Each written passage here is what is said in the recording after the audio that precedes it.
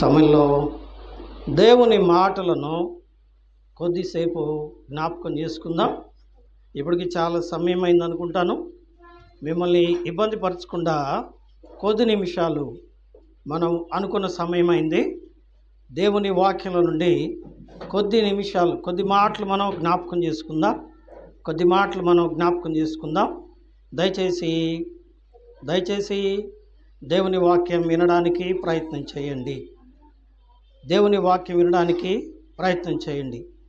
దయచేసి ఎవరు నిద్రపోవద్దు, అటు ఇటు తిరగొద్దు. అందరం కలిసి జయ జయ యేసు, జయ యేసు, జయ జయ క్రీస్తు, జయ క్రీస్తు, జయ జయ యేసు, జయ యేసు, జయ జయ క్రీస్తు, జయ క్రీస్తు, జయ జయ రాజా, జయ రాజా, జయ జయ రాజా, జయ రాజా, జయ జయ స్తోత్రం, జయ స్తోత్రం, జయ జయ యేసు, జయ యేసు, జయ జయ క్రీస్తు, జయ క్రీస్తు. Praise the Lord. దేవుని వాక్యంలో నుంచి కొన్ని మాటలు మనం జ్ఞాపకం చేసుకుందాం.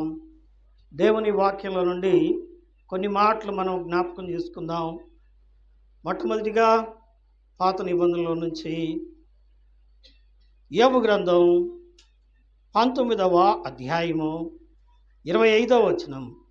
పాత నిబంధన 434 పేజీ. యోబు గ్రంథం 19వ అధ్యాయము 25వ వచనం. అయితే నా విమోచకుడు సజీవుడనియు, తరువాత ఆయన భూమి మీద నిలుచుననియో నేనెరుగుదును. చాలు. పరిశుద్ధ గ్రంథంలో నుంచి మరొక మాట కూడా మనం జ్ఞాపకం చేసుకుందాం. రండి. కీర్తనల గ్రంథం 118వ అధ్యాయము 17వ వచనం. కీర్తనల గ్రంథం 118వ అధ్యాయము 17వ వచనం. నేను చావను, సజీవుడనై యెహోవా క్రియలు వివరించెదను. చాలు. ఇంకొక మాట కూడా జ్ఞాపకం చేసుకుందాం. యెషయా పుస్తకం 38వ అధ్యాయము. యెషయా పుస్తకం 38వ అధ్యాయము చూడండి. 38వ అధ్యాయము రైట్ 19వ వచనాన్ని చదువుకుందాం. సజీవులు సజీవులే కదా నిన్ను స్తుతించెదరు. ఈ దినమున నేను సజీవుడనై నిన్ను స్తుతించుచున్నాను. చాలు. చదవబడిన ఈ లేఖనాలను మీ ముందు ఉంచుకోండి, రాసి పెట్టుకోండి. ఈ వచనాలు ప్రవచనాలు. పరిశుద్ధ గ్రంథమంతా కూడా ప్రవచనాలే. రెండవది, పరిశుద్ధ గ్రంథం చదివేటప్పుడు డైరెక్ట్గా అర్థం చేసుకుని తిట్టుకోవటం, కొట్టుకోవటం, దూషించుకోవటం కాదు. ఎందుకంటే మొట్టమొదటిగా మనం తెలుసుకోవాల్సింది బైబిల్ అనేది ప్రవచన గ్రంథం. గుర్తుపెట్టుకోండి. బైబిల్లో ఉన్న ప్రతి విషయము కూడా సూటిగా లేదు, చాటుగా ఉంది. అందుకే బోధకులు అవసరం. అర్థమైందండి? రెండవది, బైబిల్లో ఉన్న భాష ఏం భాష అండి? అది ఉపమానపు భాష. ఫిగరేటివ్ లాంగ్వేజ్ అంటారు దాన్ని. ఏం చెప్పండి? ఉపమానపు భాష. ఉపమానం అంటే ఒక వస్తువును ఒక వ్యక్తితో పోల్చి చెప్పేది. పోలికతో చెప్పే భాషను ఏమంటారు? ఉపమానపు భాష. అందుకనే ఏమండి, త్వరగా అర్థం కాదు. పెడార్థం చేసుకుంటే పదార్థం మారిపోద్ది. పదార్థం ఏమైంది? మారిపోయింది. అందుకనే బైబిల్లో బూతులు ఉన్నాయని, బైబిల్లో చెడ్డ వర్ణనలు ఉన్నాయని చెప్పుకొని మరీ తిట్టుకొని కొట్టుకొని అల్లకల్లోలం అవుతున్నారు. కానీ వాస్తవానికి బైబిల్ పరిభాష వేరు, వారు అర్థం చేసుకునేది వేరు. వాటిని సవివరంగా మీకు అప్పుడప్పుడు చెప్తూ వస్తున్నాను, మీరు అర్థం చేసుకుంటున్నారు అనుకుంటాను. ఇప్పుడు రండి, మనం చదువుకున్నది ఇదొక ప్రవచనం, మన మెయిన్ వర్డ్, ముఖ్యమైన వచనం, మూల వాక్యం ఏం చెప్పండి? యోబు గ్రంథం 19వ అధ్యాయము 25వ వచనం ఏమన్నాడు? అయితే నా విమోచకుడు సజీవుడనియో, తరువాత ఆయన భూమి మీద నిలుచుననియో నేను ఎరుగుదును. I know. What you know? నాకు తెలుసండి అన్నాడు. ఏం తెలుసా నీకు అంటే, నా విమోచకుడు. మొదటి మాట గుర్తుపెట్టుకుని ఏంటి చెప్పండి? నా విమోచకుడు. మొదటి పదం మై రిడీమర్. ఏంటంట? మొదటి పదం ఏంటి? రిడీమర్ అంటే విమోచకుడు.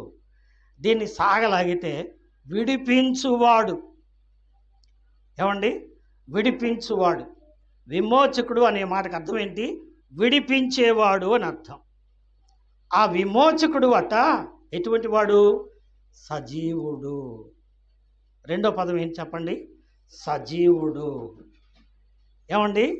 దీన్ని ఇంకో చోట కూడా మనం చదివాం, తీయక్కర్లేదు కానీ 118వ అధ్యాయము. ఏమండి? 118వ అధ్యాయంలో మనం చదివాం. ఏం చదివాము?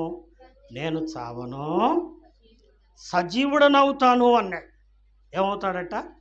సజీవుడు అవుతాడట, చావడట కదండి. ఏమిటో ఈ అర్థం? ఇది కూడా మనం జ్ఞాపకం చేసుకుందాం.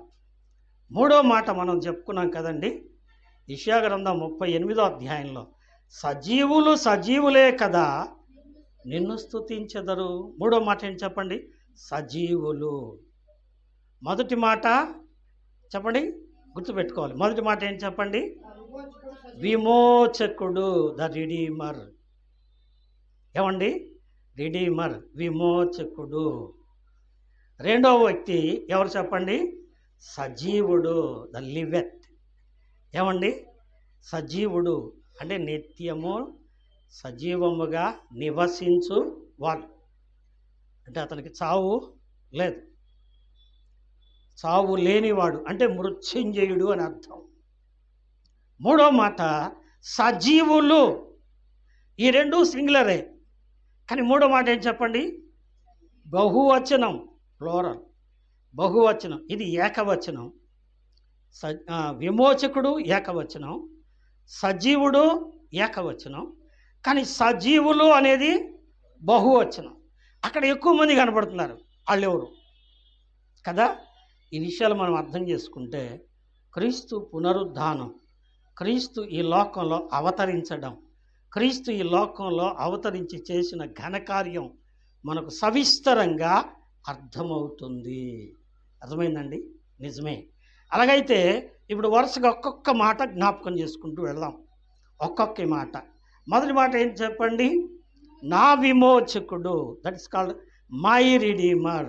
అంటే నన్ను విడిపించువాడు, నన్ను విడిపించువాడు. విడిపించటం అంటే ఎవరిని విడిపిస్తారు? కట్టేయబడ్డోన్నో, పట్టబడ్డోన్నో, పడిపోయినోన్నో, బంధించబడ్డోన్నో ఏం చేస్తారు చెప్పండి? విడిపిస్తారు. అర్థమైందండి? మీకు ఇంకా అర్థం కావాలంటే మరి అయ్యగారికి, శ్రీనివాసరావు గారికి ఒక చేను ఉంది అనుకుందాం. ఒక మంచి చేను, బాగా సజ్జ చేను వేసాడు ఆయన, బాగా పండింది. ఎక్కడదో ఎద్దో గేదో వచ్చింది, పడి పడి తింటుంది. బాగా బాధేసింది ఆయనకి. ఎందుకు?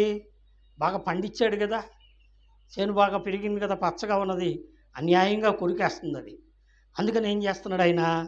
దాన్ని కట్టేసి, ఏమండి మన ఊర్లో కూడా ఉండింది, ఈ మధ్యనే తీసేసి షాపులు పెట్టారు. దాన్ని ఏమంటారంటే బందెల దొడ్డి అంటారు. ఏమండి? పశువులను అరెస్ట్ చేసే స్థలం అది. ఎందుకు? తప్పు చేసిన పశువులను అక్కడ కట్టేస్తారు. ఏమండి? అది చేలోబడి తింది గనక, అసలే ఎద్దులాబడి తింది కదా, ఎద్దు పనులు చేసింది. అందుకని ఆ ఎద్దును ఏం చేశారు? కట్టేశారు. ఈ కట్టేసిన ఎద్దు ఎవరి కోసం ఎదురు చూస్తుంది? విప్పేవాడి కోసం ఎదురు చూస్తుంది. ఇవాళ తీసుకెళ్ళి కట్టేశాడు ఆయన కోపంగా. చావు ఏడా, మా చేనంతా నాశనం చేసావు దొంగ గాడిదాన్ని. కట్టేశారు. దానికి ఆకలి అవుతుంది, దప్పిక అవుతుంది. ఎవరి కోసం ఎదురు చూసింది? ఆ మేకిప్పేవాడు కావాలా. ఏమండి, ఆ తాడు ఇప్పితే పోయి నీళ్లు తాగడం, మేత మేయటం చేస్తుంది. కట్టేసి పెడితే ఏం చేసిద్ది? ఏమీ చేయలేదు. అందుకని విప్పువాని కొరకు, దట్ మీన్స్ విడిపించువాని కొరకు, బంధ విముక్తి కలుగజేయువాని కొరకు. నిజమే, మానవుడు ప్రతి ఒక్కడు కూడా ఎలా ఉన్నాడండి? ఎద్దుల్లాగా ఉన్నారు. పోయిన వారం మనం చెప్పుకున్నాం. ఏమండి, యెషయా గ్రంథం 1వ అధ్యాయంలో ఎద్దు తన కామందు నెరుగును, గాడిద తన సొంత వాని దొడ్డి తెలుసుకొనును అన్నాడు. అంటే ఈ ఎద్దులను ఎవరితో పోల్చారు? ఈ గాడిదలను ఎవరితో పోల్చారు అంటే ఇశ్రాయేలీలతో పోల్చారు. వాళ్ళు మనుషులే. ఎద్దుల్లాగా పెడద్రంగా ఉన్నారు, గాడిదల్లాగా దారి తప్పి తిరుగుతున్నారు. నిజమే, మానవుడు కూడా అట్లాంటి వాడే. మానవుడు ఎట్లాంటి వాడంటే వాక్యంలో ఉంది, ఏ భేదమును లేదు, అందరూ పాపము చేసి దేవుడు అనుగ్రహించు మహిమను పొందలేకపోతున్నారు. అందరూ పాపులే. ఏమండి, వేద ఋషులు ప్రార్థించారు, పాపోహం పాప సంభవ పాపకర్మాణం కృపయా దేవ శరణాగత వత్సల అని ప్రార్థించారు. పాపంలో బ్రతుకుతున్నాం, పాపంలోనే గతించిపోతున్నాం. మమ్మను పాపము నుండి విమోచించు దేవా అని దేవుణ్ణి అర్థిస్తున్నారు. నిజమే ప్రియులారా. అలాగైతే పాప విమోచనం ఎలా కలుగుతుంది? ఈయన గారే అన్నాడు. ఎవరు చెప్పండి? యోబు గారే అన్నాడు. యోబు గ్రంథం 14వ అధ్యాయము 4వ వాక్యం విందాం. యోబు గ్రంథం 14వ అధ్యాయము 4వ వచనం. పాప సహితునిలో నుండి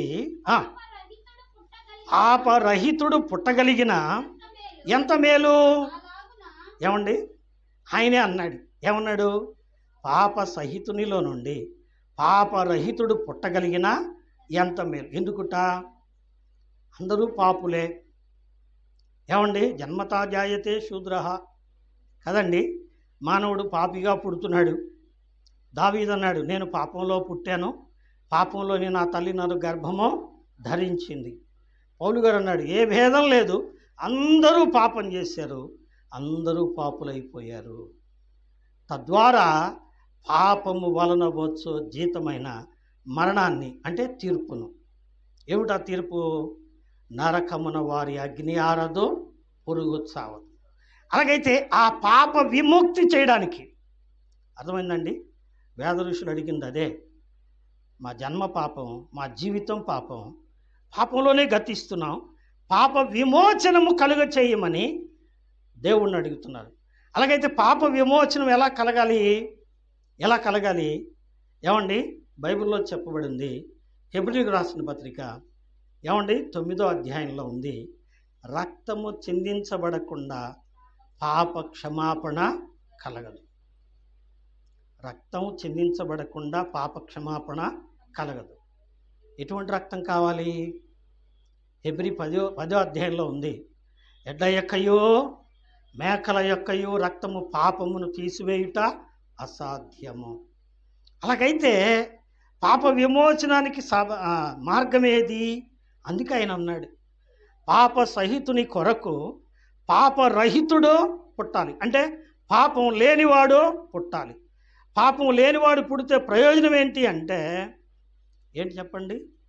పాపము లేని వాని రక్తము పాపి యొక్క పాపమును ఏం చేస్తుంది? పరిహరిస్తుంది. రక్తము కలుషహరణం కదండి. అవును, రక్తము పాపమును కడిగి వేస్తుంది. అది ఎటువంటి రక్తం కావాలి అంటే పాపము లేనివాని రక్తం కావాలి. కానీ మనుషులందరూ పాపులే. అందుకనే ఏమండి, యెషయా భక్తుడు అన్నాడు 9:6లో ఏమన్నాడండి? ఎలయనగా మనకు శిశువు పుట్టారు, మనకు కుమారుడు అనుగ్రహించబడ్డాడు. మనకు కుమారుడు అంటే మనుషులందరికీ కుమారుడు. మనుషులందరూ ఎవరు? పాపులు. అర్థమైందండి? మనుషులందరూ పాపులు. అయితే పాపుల కొరకు పాపులలో నుండి పాపము లేనివాడు పుట్టాలి. అదొక గొప్ప ప్రణాళిక. అదే క్రిస్మస్ సందేశం. పాపం లేనివాడుగా అంటే పాపి అయిన మనిషిని సంభోగం లేదా సంబంధం లేకుండా పవిత్రురాలైన కన్యక కడుపున పుట్టిన వారు ఎవరండి? పరిశుద్ధుడైన యేసుక్రీస్తు. ఆయన పుట్టి ఎలా పుట్టాడు? ఆయన విమోచకుడుగా పుట్టాడు. ఏమండి? విమోచకుడు. ఆయన్నే పాత నిబంధనలు వాళ్ళు ఏమన్నారు? మెస్సయ్యా అన్నారు. ఏమండి? మెస్సయ్యా అన్నారు. క్రొత్త నిబంధన ప్రకారం ఆయన పేరేం పేరండి? యేసు.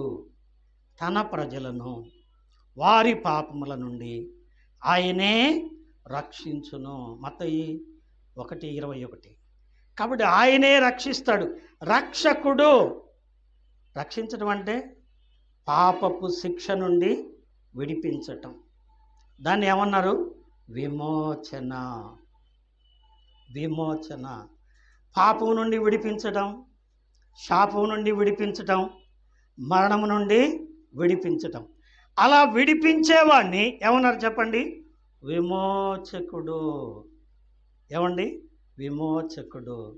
అందుకని మొట్టమొదటి వ్యక్తి ఎవరు చెప్పండి? విమోచకుడు. ఎవరు చెప్పండి? ఆయన యేసుక్రీస్తు. అందుకే భక్త పౌలు అన్నాడు తిమోతి పత్రికలో, ఏమండి? పాపులను రక్షించుటకు క్రీస్తు యేసు లోకమునకు వచ్చాను. పాపులను రక్షించి విమోచించడానికి ఆయన ఈ లోకానికి వచ్చారట. కాబట్టి ఆ విమోచకుడు ఈ లోకానికి వచ్చి రెండవది ఏమవుతాడంట? సజీవుడు. సజీవుడు అంటే చనిపోయాడా? ఏమండి? చనిపోయాడా? నిజమే. చనిపోకపోతే రక్తం వస్తుందా? రాదుగా. గాయం కాకుండా రక్తం వస్తుందా? రాదుగా. ఒంట్లోంచి రక్తం రావాలంటే గాయం కావాలి. కానీ మనుషులందరి పాపమునకు విమోచన కలగాలంటే ప్రాణం చిందించాలి. ప్రాణం అంటే రక్తం. తెలుగులో రక్తం, ఇంగ్లీష్లో ఏమన్నారు? సోల్ అన్నారు. నా ప్రాణమా అన్నారు. మై సోల్ అన్నారు. కానీ రక్తము చిందించాలి అంటే ప్రాణం పెట్టాలి. ప్రాణం పెట్టడం అంటే చనిపోవటం.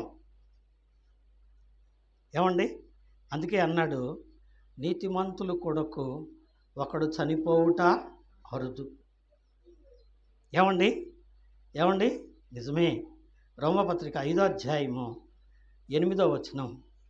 8వ వచనం చదవమ్మా. రోమపత్రిక 5వ అధ్యాయము 8వ వచనం. 5లో 8. మనం ఇంకనూ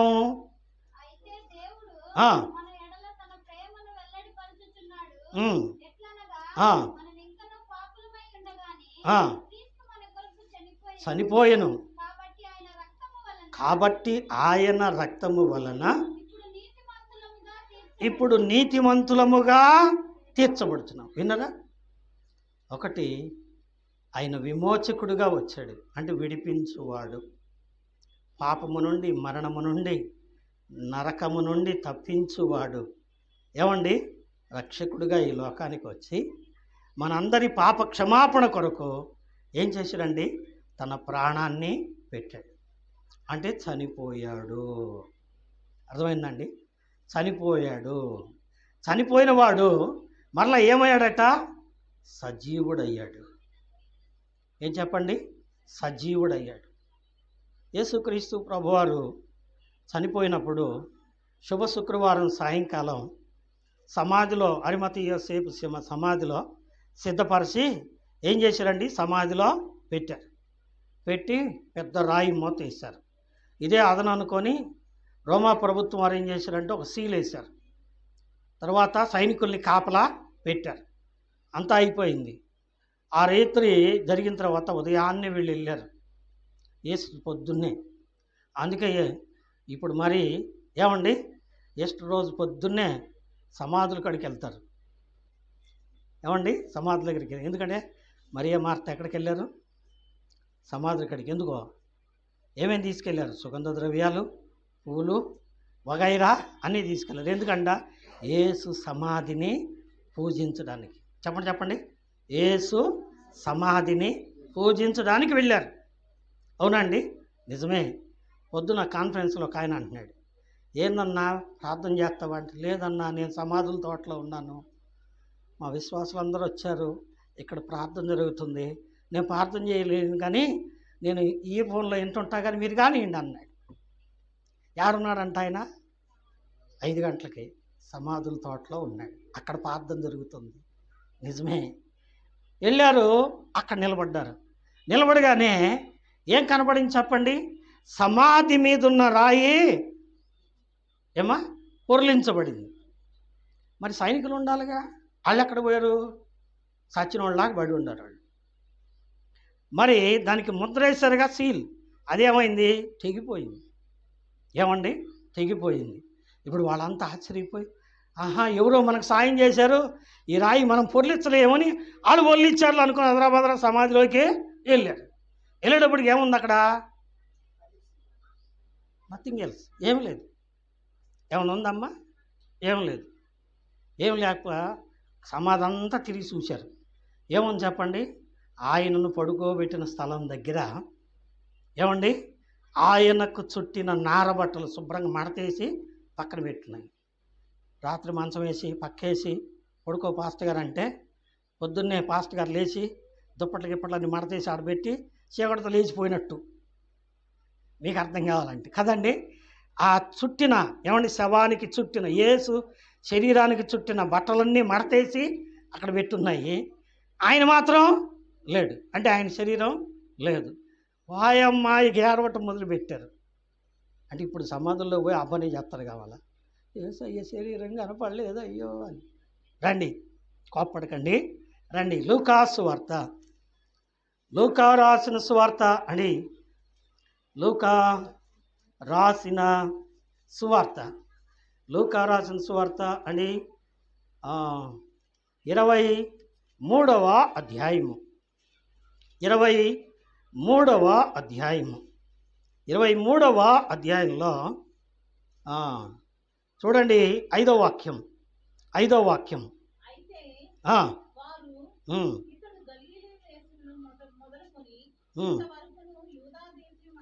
సరేమ్మా, 24వ అధ్యాయం, 23 కాదు 24వ అధ్యాయం. వారు భయపడి ముఖములను నేలమోపి ఉండగా, వీరు సజీవుడైన వారిని మీరెందుకు మృతులలో వెతుకుతున్నారు? ఆయన ఇక్కడ లేడు, ఆయన లేచాడు. ఎక్కడున్నాడు చెప్పండి? ఆయన సమాధిలో ఉన్నాడా? చెప్పాలి. ఎక్కడున్నాడు చెప్పండి? సమాధిలో ఉన్నాడా? లేడు. ఆయన ఎక్కడున్నాడు? సమాధిని గెలిచి లేచాడు. ఏమండి? సమాధి గెలిచిన జయ యేసు, సమాధి ఓడెను యేసు, సమాధి గెలిచిన పాడండి. ఓడెను జయ యేసు, దయ్యము గెలచిన జయ యేసు, దయ్యము ఓడెను జయ యేసు, అయ్య ముద్రను గెలచిన యేసు, ముద్రయే ఓడెను జయ యేసు, అయ్య కావలి గెలచిన కావలి ఓడెను జయ యేసు, అయ్య సాతాను గెలచిన యేసు, సాతాను ఓడెను జయ యేసు, జయ జయ యేసు, జయ యేసు, జయ జయ క్రీస్తు, జయ క్రీస్తు. Praise the Lord. కనుక ప్రియులారా, వాడు పోయి చూసేటప్పటికి సమాధి ఎట్టుంది? ఖాళీగా ఉంది, ఖాళీగా ఉంది. ఏం చేయాలో వాళ్ళకి అర్థం కాకపోయేటప్పటికి 2 దేవదూతలు అక్కడ కూర్చున్నారట. వాళ్ళు అంటున్నారు, సజీవుడైన వాణిని. ఎవరంట ఆయన? సజీవుడు. ఎల్లివుత్. ఆయన సజీవుడు. ఏమండి? చనిపోయినవాడు కాదు, చనిపోయినవాడు కాదు. అందుకనే అపోస్తల కార్యంలో 2వ అధ్యాయంలో ఉంది, మరణము ఆయనను బంధించి ఉంచుట అసాధ్యం. మరణము ఆయనను బంధించి ఉంచుట అసాధ్యం. ఏమండి? కావాలంటే మీరు చదువుకోండి. మరణము ఆయనను చూపిస్తా వచనం కూడా. అపోస్తలుల కార్యముల గ్రంథం చూడండి మాట, ఎక్కడుందన్నమాట? ఏమండి? 2వ అధ్యాయము 24వ వచనం, మరణము ఆయనను బంధించి ఉంచుట అసాధ్యము గనుక దేవుడు మరణ వేదనను తొలగించి ఆయనను లేపాడు. ఏమండి? అందుకే హోషే భక్తుడు అన్నాడు, ఓ మరణమా నీ ముల్లెక్కడా, ఓ మరణమా నీ విజయం ఎక్కడా. క్రొత్త నిబంధనలో పౌలు గారు అన్నాడు, 1 కొరింథీ రాసిన పత్రిక 15వ అధ్యాయంలో, ఏమండి? మరణపు ముల్లో, ఏమండి? మరణపు ముల్లో ధర్మశాస్త్రం, ఏమండి? పాపమునకున్న బలము ధర్మశాస్త్రం. అయితే మరణపు ముళ్ళును విరిచాడు. ఏమండి? మరణపు ముళ్ళును విరిచాడు. అక్కడే ఉంది పైన 55వ వచనంలో, విజయమందు మరణము మృంగివేయబడెను. ఏం చేయబడింది? విజయమందు మరణము ఎవరు మింగారు?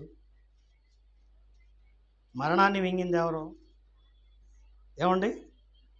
ఇప్పుడు చదవండి, యెషయా గ్రంథం 25వ అధ్యాయము, యెషయా గ్రంథం 25వ అధ్యాయము 8వ వాక్యం. యెషయా పుస్తకం 25వ అధ్యాయము, మరెన్నడూ ఉండకుండా మరణమును ఆయన మృంగివేసిన, స్వాలోడ్ డెత్. ఆయన మరణాన్ని ఏం చేశాడంట? మింగేశాడంట. ఏమండి? నిజమే. అందుకే ప్రార్థన చేసి ఆ గిన్నె తీసుకొని తాగేశాడు యేసయ్య గెత్సెమనే తోటలో. ఆ గిన్నె పేరు ఏం పేరు? మరణం.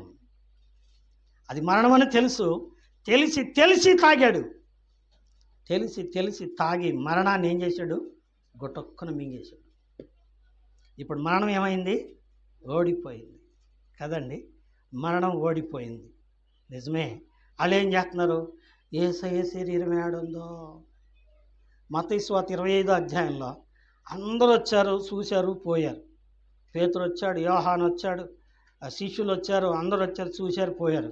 కానీ మరియమ్మ పోలా. మరియమ్మ ఆడనే కూర్చొని ఏడుస్తుంది.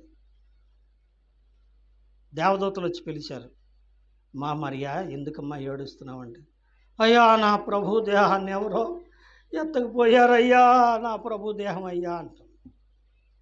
అమ్మో మరీ ఎక్కువగా ఏడుతుంది అనుకొని యేసయ్య వచ్చాడు.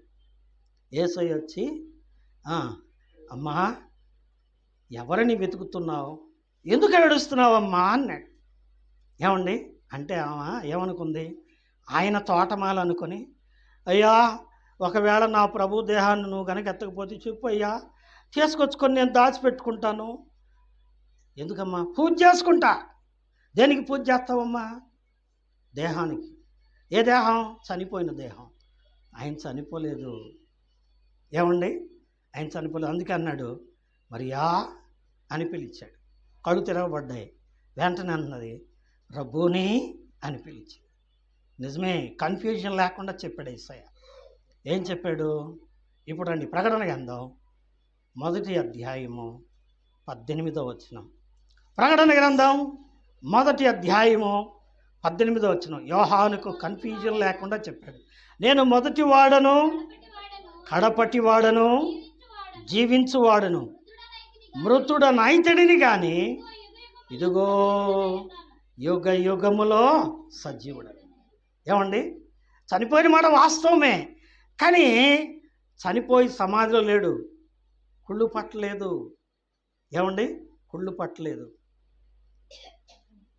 ఆయన సమాధిని జయించి సశరీరుడిగా లేచాడు. మరణమును జయించి లేచాడు. మృత్యుంజయుడి లేచాడు. ఏమండి? ఆయన యుగాయుగములు ఏమైనాడండి? సజీవుడు. అందుకే దేవుని దూతలు అంటున్నారు, సజీవుడైన వాణిని మీరు ఎక్కడ ఎత్తుక్కుంటున్నారు? మృతుల్లో ఎత్తుకుంటున్నారు. మరి ఆ సజీవుడిని ఎట్టయ్యా కలుసుకోవటం, ఆ సజీవుడిని ఎట్టా కలుసుకోవటం అంటే ఏమండి, అంటే ఒక చిన్న మాట యేసయ్యే చెప్పాడు. మళ్ళీ చాలామందికి తెలియని మాట ఇదే. ఏమండి, చూద్దాం దేవుని వాక్యంలో నుంచి. యోహాను సువార్త రండి, యోహాను రాసిన సువార్త 11వ అధ్యాయం. ఇవన్నీ మనం తెలుసుకోవాల్సిన మాటలు. చాలాసార్లు ఏమండి తప్పు త్రోవలో వెళుతున్నాం. తెలుసుకోవాల్సిన మాటలు. యోహాను సువార్త 11వ అధ్యాయం. మరియతో సవివరంగా ప్రభు మాట్లాడుతున్న మాటలవి.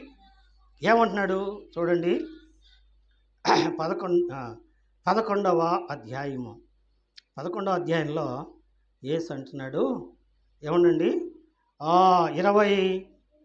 25వ వచనం. అందుకు యేసు పునరుద్ధానమును జీవమును నేనే, నా యందు విశ్వాసముంచిన వాడు చనిపోయినను బ్రతుకును. అక్కడ ఆగండి. ఏమండి, ఆయన చనిపోయి బ్రతికాడు. చెప్పండి. ఆయన చనిపోయి బ్రతికాడు. ఆయన చనిపోయి చావులో లేడు, సజీవుడయ్యాడు. అయితే ఈ మాట మనకు ప్రభు ఏం చెప్తున్నాడండి, ఎవడు నాయందు విశ్వాసం ఉంచుతాడో, ఏమని, believed in my on my words, నా మాటల మీద ఎవడు విశ్వాసం ఉంచుతాడో, నా యందు ఎవడు విశ్వాసం ఉంచుతాడో వాడు చనిపోయిననో బ్రతుకును. అందుకే దావీదు అన్నాడు, నేను సావను. ఏమయ్యా, సావా లోకోక్తి చెప్తుంది, జాతస్య మరణం ధ్రువం. ఏమండి, సావు ఖాయం అంటే, సంసారం ఖాయం అంటే సావే ఖాయం. సావు అందరికీ వస్తుంది కదా అంటే, నేను సావనండి అంటున్నాడు. ఏమయ్యా కథ అంటే, నేను సజీవుడైన దేవుని యందు విశ్వాసము ఉంచాను. నేను దేవుని నమ్ముకున్నాను, నా పాపం ఒప్పుకున్నాను, నా పొరపాట్లన్నీ విడిపించుకున్నాను. నా ప్రభు నా పాపాలను విడిపించాడు, నా విమోచకుడు నా పాపాలను విడిపించాడు. ఏమండి, ఆ కిందకు చదివితే ఉంది 118వ కీర్తనలో, ఆయన నన్ను బహుగా శిక్షించాడు కానీ నన్ను మరణానికి అప్పగించలేదు. నేను మరణించను, ఎలా ఉంటానో నేను సజీవుడు అవుతాను. ఏమవుతాడట, సజీవుడు అవుతాడు. సజీవుడు అంటే నిత్యము జీవించువారు. నిర్జీవులు సజీవులు ఈ రెండు వ్యతిరేక పదులు. నిర్జీవులు అంటే పాతాళానికి పోయేవాళ్ళు, నరకమున వారు అగ్ని ఆరదు, పురుగు చావదు, బాధ. కానీ సజీవుడైన దేవునితో సదాకాలము ఉంటారు. ఏమండి, ఇప్పుడు ఇంకో మాట కూడా చూద్దాం. దశలోనికి రాసిన పత్రిక 2 దశలోనికి రాసిన పత్రిక 4వ అధ్యాయము, మొదటి దశలోనికి రాసిన పత్రిక 4వ అధ్యాయము 16వ వాక్యం ఇందా, 4:16. మొదటి దశలోనికి రాసిన పత్రిక 4వ అధ్యాయం 16వ వచనం. ఆర్భాటముతోను ప్రధాన దూత శబ్దముతోను దేవుని బోరతోను ప్రభువు దిగివచ్చును. ఏమండి, అయ్యో ఏమండి, వచనం తప్పు చెప్పానా? కోపం వచ్చిందా మీకు? ఏమండి, దశలోనికేయులకు రాసిన మొదటి పత్రిక అదే కదమ్మా, నేను చదవమన్నాను. 4వ అధ్యాయము 16వ వచనము చదవండి. ఆర్భాటముతోను ప్రధాన దూత శబ్దముతోను దేవుని బోరతోను పరలోకము నుండి ప్రభువు దిగివచ్చును. క్రీస్తు నందుండి మృతులైన వారు మొదట లేతురు, ఆ మీదట సజీవులై నిలిచి ఉన్న మనము కూడా. ఎవరు సజీవులు? మనం. సజీవులు అంటే ఎవరు? సజీవుడైన దేవుని నమ్మిన వారు సజీవులు. అర్థమైందండి? సజీవులు నిర్జీవులు అంటే ఏమండి, పాపంలో చనిపోయేవాడు పాతాళానికి వెళ్తాడు. ఎందుకంటే వాడికి శిక్ష ఉంది కదా, శిక్ష ఉంది. తప్పు చేసిన వాడికి ఏముంటుంది? భయం ఉంటుంది. పెద్దోళ్ళు అంటారు దొంగకి ఏముంటుందంట? మా కొండలు పుట్టిన ఏ తప్పు చేయనోడు ఏం చేస్తాడు? ఏందా ఏంది నువ్వు మాట్లాడేది? నేను ఏమన్నాను? ధైర్యంగా మాట్లాడతాడు. తప్పు చేసినోడు ఏం చేస్తాడు? అటు కాదండి, ఇటు కాదండి. ఏమండి? ఎందుకంటే లోపల ఏముంది? తప్పు ఉంది, శిక్ష ఉంది.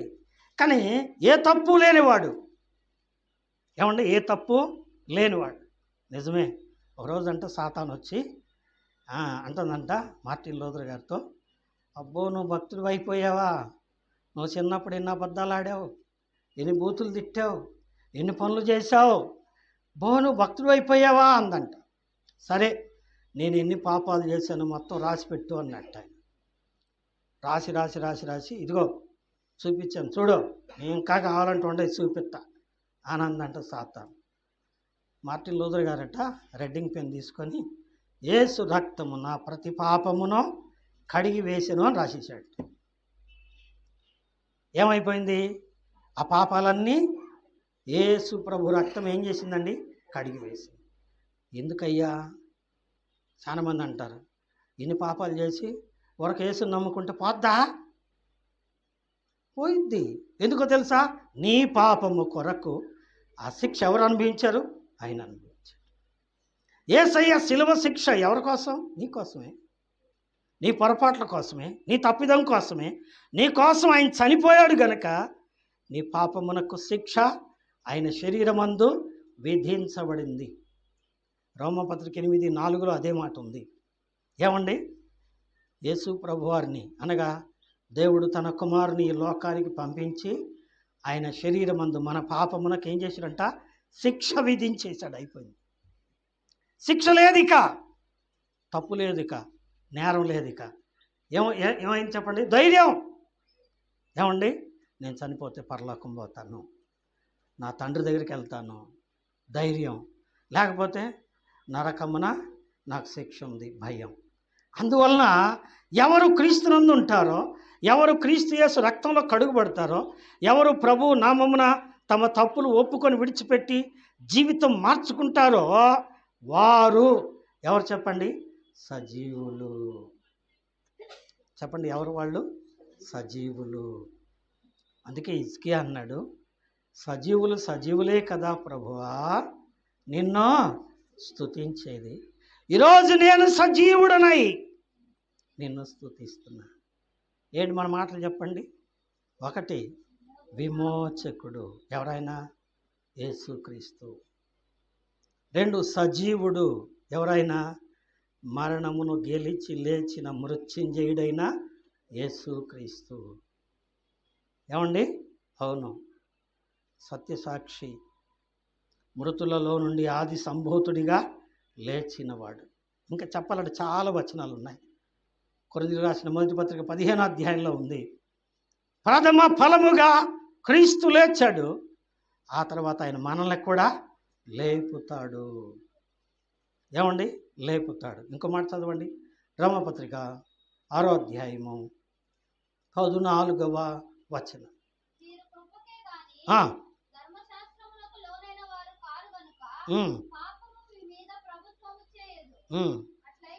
సారీ కొరింథీయులకు రాసిన పత్రిక, కొరింథీయులకు రాసిన పత్రిక 4వ అధ్యాయము, కొరింథీయులకు రాసిన మొదటి పత్రిక 6వ అధ్యాయము 14వ వచనం. 6లో 14.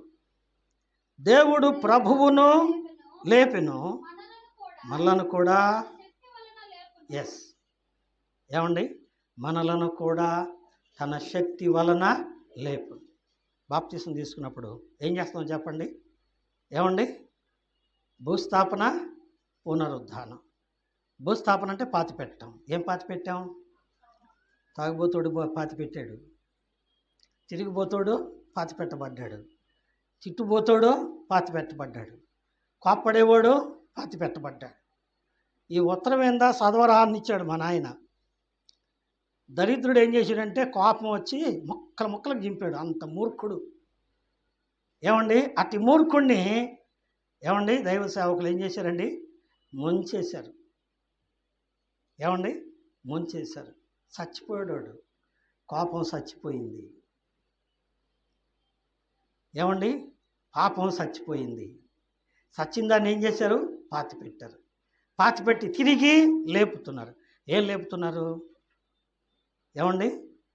చనిపోయిన వారు సజీవులుగా లేస్తారు. సజీవులు అంటే చనిపోయింది పాపం, తిరిగి లేచింది పాప రహితం. పాపం లేనిది లేచింది, పాపం పాతి పెట్టబడింది. అర్థమైందండి? నిజమే, నిజమే. మనము దేవుని యందు ఉంచితే, దేవుని యందు విశ్వాసం ఉంచితే, దేవుడు యేసును క్రీస్తును లేపాడు. అలాగే తన శక్తి వలన మనలను కూడా ఏం చేస్తాడండి? లేపుతాడు. మృతులను సైతము లేపగలిగిన దేవుడు. మృతులను సైతము లేపగలిగిన దేవుడు. అందుకే ఏమండి? సజీవులే. సజీవులే అంటే ఏం చెప్పాను? ప్లోరల్ అంటే బహువచనం. ఎంతమంది వాళ్ళు? ఎంతమంది? సజీవుడు యేసు ఒక్కడే, కానీ సజీవులు లెక్కలేదు. ఏమండి? లెక్కలేదు. మీరు కావాలంటే ప్రకటన గ్రంథం 5వ అధ్యాయము, ప్రకటన గ్రంథం 7వ అధ్యాయం తర్వాత చదువుకోండి. లెక్కలేనంతమంది వస్తున్నారట. ఎట్టొస్తున్నారు? తెల్లని వస్త్రాలు ధరించుకొని, ఖర్జూర మట్టలు చేత పట్టుకొని, దేవునికి స్తోత్రం స్తోత్రం హల్లెలూయా అని చెప్పుకుంటూ వస్తున్నారంట. యోహాను అంటున్నాడు, ఎవరండి వాళ్ళు? ఎంతమంది, ఇన్ని లక్షల మంది వస్తున్నారు, ఎవరు వాళ్ళు అంటే, ఎవరో చెప్పుకో అన్నాడు పెద్దల్లో ఒకడు. నాకు ఇట్లా తెలుసుద్దయ్యా, నువ్వే చెప్పను. వాళ్ళు ఎవరు అంటే, గొర్రె పిల్ల రక్తములో తమ వస్త్రములను ఉతుక్కొని తెల్లగా చేసుకున్నారు. ఎవరోళ్ళు? ప్రభువుని నమ్ముకొని మారు మనసు పొంది తమ బ్రతుకులు మార్చుకొని దేవుని యందు విశ్వాసం ఉంచిన వారు ఎట్టుంటారు చెప్పండి? ఇక దిగులు లేదు, చింత లేదు, బాధ లేదు. ఏమండి? ధనవంతుడేమో అయ్యా నా నాలుక పీక్కపోతుందని అడుగుతున్నాడు. దరిద్రుడు అబ్రహాము రొమ్మున కూర్చొని ఆనందిస్తున్నాడు. ఏమండి? కాబట్టి సజీవుడు, సజీవుని యందు విశ్వాసం ఉంచిన వారు సజీవులు. ఆ సజీవులు ఏం చేస్తారండి? సజీవుడైన వానిని ఆరాధిస్తున్నారు. మరి వీళ్ళు ఎవరిని ఆరాధిస్తున్నారు? పొద్దున్న లేచి పళ్ళాలు తీసుకొని సంకన పెట్టుకొని ముచ్చట్లాడుకుంటూ పోయారు, ముసుగులు వేసుకొని. ఎక్కడికి పోయారు? సమాధుల తోటకే వెళ్ళారు. ఏమ్మా ఎందుకు వచ్చారు అంటే, సమాధికి పూజ చేయడానికి వచ్చాము. సమాధి ఓపెన్ చేసి ఉందిగా, అయ్యో మా అయ్యో సైని ఎవరు ఎత్తపోయారు?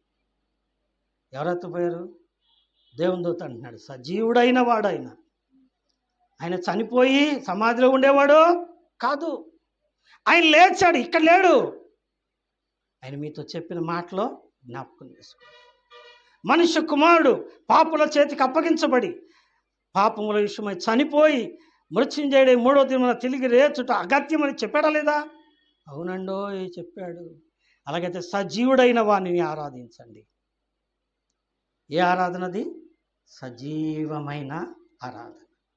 మనం చేసే ఆరాధన. ఏమండి? ఈస్టర్ పండగకి ఇంకొక పేరు, ఏం పేరు తెలుసా? సముద్ర ఒడ్డున ఏమండి దాన్ని ఏమంటారో, కోస్తాలో మంచి పేరులో ఉంది. అది ఏంటదట? సమాధుల పండగ. ఏమండి? ఈ రోజున నేను వారం నుంచి మొదలు పెడతారు. సమాధులకు రంగేసి, పేర్లు చక్కగా దిద్ది, పూలదండలు వేసి, సాంబ్రాణి కడ్డీలు వెలిగించి, ఏమండి కొంతమంది టెంకాయలు కొట్టి, కొంతమంది దీపాలు వెలిగించి, ఇక నిద్రపోరు, ఇంట్లో ఉండరు, సమాధి చుట్టూ తిరుగుతూనే ఉంటారు.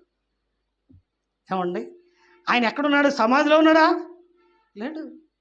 ఆయన లేచాడు. ఆయన యందు విశ్వాసం ఉంచితే నిన్ను కూడా లేపుతాడు. నువ్వు కూడా పరలోకంలో ఉంటావు. ఆయన అన్నాడు, నా తండ్రి ఇంట అనేక నివాసములో కలవు. లేని ఎడల మీకు చెప్తాను కదా, నేనుండు చోటున మీరుండులాగున నేను వచ్చి మిమ్మల్ని తీసుకెళ్తా. నువ్వెక్కడున్నావు?